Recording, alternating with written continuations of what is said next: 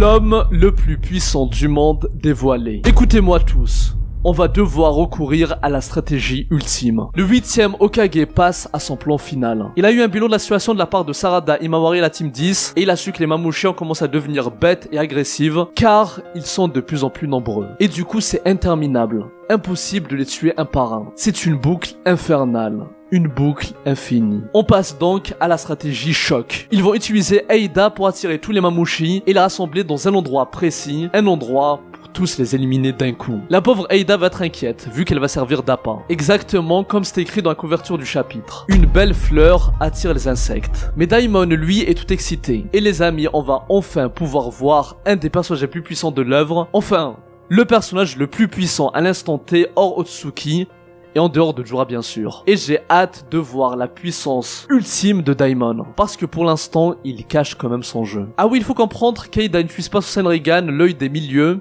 qui lui permettrait de savoir où se trouve Mamouchi. Car si elle le fait, ce dernier a une compétence cachée qui permettrait de détecter où elle se trouve. Mais ce point faible peut être utilisé pour servir d'appât et attirer Mamouchi. Soyez prêts.